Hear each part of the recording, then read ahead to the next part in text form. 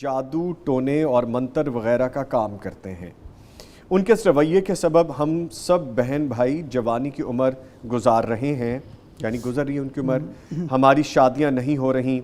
ہم ایسے والد کو سمجھانے کے لیے کیا کریں؟ پلیز ہماری مدد کریں کیونکہ ہم بہت پریشان ہیں، ہمیں کچھ پڑھنے کو بھی بتا دیں۔ جی بسم اللہ الرحمن الرحیم۔ قرآن مجید کی نظامی سب آیت ہے وَلَكِنَّ الشَّيَاطِينَ كَفَرُوا يُعَلِّمُونَ النَّاسَ السِّحْرَ، کہ جادو بذات خود کفر ہے، اور نبی کائنات صلی اللہ علیہ وسلم کا فرمان ہے مَنْ أَتَىٰ كَاهِنًا فَصَدَّقَهُ بِمَا يَقُولُ فَقَدْ كَفَرَ بِمَا أُنزِلَ عَلَىٰ محمد صلی اللہ علیہ وسلم۔ جو آدمی کسی کاہن جادوگر کے پاس آتا ہے اور اس کی باتوں کی تصدیق کرتا ہے، گویا کہ اس نے کتاب اللہ، رسول اللہ صلی اللہ علیہ وسلم کے اوپر نازل ہونے والی شریعت کا انکار کیا ہے۔ کفر وہ بذات خود نحوست ہے، جہاں یہ نحوست ہوگی اس کی نحوست کے اثرات پورے معاشرے کے اوپر آہستہ آہستہ پڑتے رہتے ہیں۔ جس گھر میں نحوست ہو، اس کی بچیاں ہوں یا اس کے بچے ہوں یا اس کے ارد گرد جو بھی بہن بھائی ہوں، وہ سب اس کے تاثیر میں آئیں گے اور اس سے باقاعدہ متاثر ہوں گے۔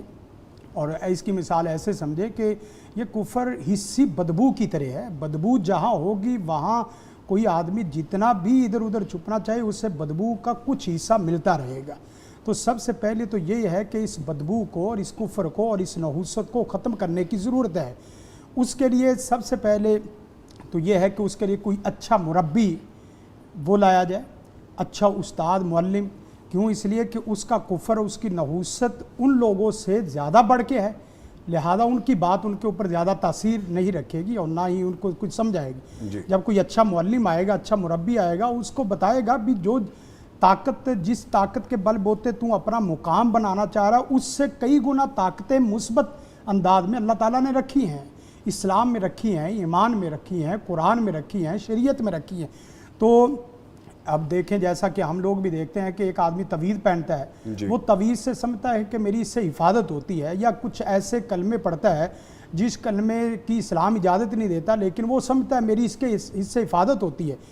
اس کے بالمقابل اس کو کوئی اچھی چیز مل جائے تو لازمی بات ہے کہ وہ اس کو چھوڑنے پر مجبور ہو جاتا ہے، یا چھوڑنے کے لیے سوالیہ انداز تو اس کے اوپر لگ جاتا ہے۔ ایک تو طریقہ کار یہ ہے۔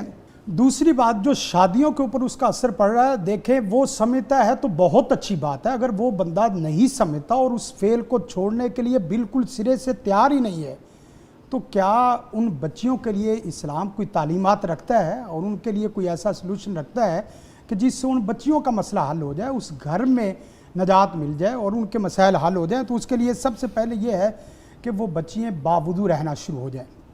باوضو رہیں گی تو اللہ کے فضل سے، اللہ کے کرم سے ان کے اوپر روحانیت آتی جائے گی، اور اسی طرح بچیاں یا بچے جو بھی ہیں ٹھیک ہے باوضو رہیں، اور اسی طرح ساتھ ساتھ اگر بچیاں ہیں تو باپرد رہیں، اور اس کے ساتھ ساتھ جو کام کرنے والا ہے زیادہ سے زیادہ کثرت سے دعائیں کریں۔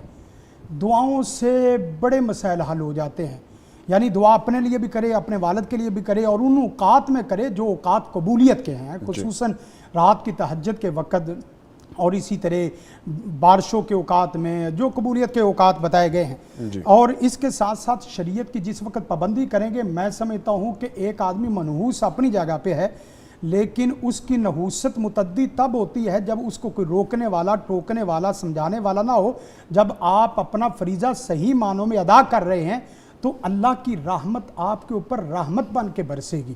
وگرنہ یہ ہوتا ہے ایک ہی آسمان سے بارش آ رہی ہے، بارش برس رہی ہے، ایک جگہ فصل کو کھلکھلانے کا اور اسی طرح فصل کے بننے کا اور پکنے کا سبب بن رہی ہے، اور دوسری جگہ وہی بارش کے قطرے تباہی کا سبب بن جاتے ہیں۔ ایک جگہ رحمت ہو رہی ہے اور دوسری جگہ زحمت ہو رہی ہے۔ یہ ہم نے دیکھنا ہے کہ ہم نے اپنے اللہ کی بارش کے قطرات کو، رحمت کو، اس کی تعلیمات کو اپنے لیے رحمت بنانا ہے یا اپنے لیے زحمت بنانا ہے۔ انشاءاللہ العزیز اس کام سے والد کی بھی اصلاح ہو جائے گی اور آپ کے گھر میں بھی خوشحالی آ جائے گی۔ اچھا سر، اس کے لیے کوئی مخصوص دعا ہے تو وہ فرما دیں آپ، یا ادروائز جیسے آپ بتا رہے ہیں وہ کافی ہے؟ ایک تو دعا عمومی ہے، دوسری یہ ہے کہ سورۃ بقرہ کی آیت نمبر 1 سے 101 تا 103 یہ آیات پڑھی جائے، اس سے باقاعدہ فَيَتَعَلَّمُونَ مِنْهُمَا مَا يُفَرِّقُونَ بِهِ بَيْنَ الْمَرْءِ وَزَوْجِهِ والا نا، اس سے جو آپس میں تفریق ہو رہی ہے، یہ اللہ کے فضل و کرم سے باقاعدہ اس سے اس کا اثر نظر آئے گا، اور خصوصاً اس لفظ کے اوپر تھوڑا سا زور دینا ہے، فَيَتَعَلَّمُونَ مِنْهُمَا مَا يُفَرِّقُونَ بِهِ بَيْنَ الْمَرْءِ وَزَوْجِهِ وَمَا هُمْ بِضَارِّينَ بِهِ مِنْ أَحَدٍ إِلَّا بِإِذْنِ اللَّهِ. ٹھیک ہے، یعنی سورۃ بقرہ آیت 101 سے 103 یہ پڑھی جائے تو اس سے باقاعدہ اللہ کے فضل و کرم سے یہ بہتری نظر ٹھیک آئے ہے. گی. اور سر یہ جو شادیوں والا معاملہ ہے، شادی نہیں ہو رہی، یہ وہی نحوست والا معاملہ ہے یا اس کی کوئی اور یہ ریزن ہے؟ نحوست ہے. اگر تو یعنی آپ کے سوال کے تحت دیکھا جائے تو یہ نحوست ہے اس والد کی، اور یہ بھی ہو سکتا ہے کہ اس کے اوپر جادو والی کیفیت ہو، یہ بھی ہو سکتا ہے معاشرتی ہو، لیکن جب تک پراپر ایک کیس کو سامنے رکھ کے دیکھا نہیں جا سکتا اس وقت تک یہ حتمی رہے.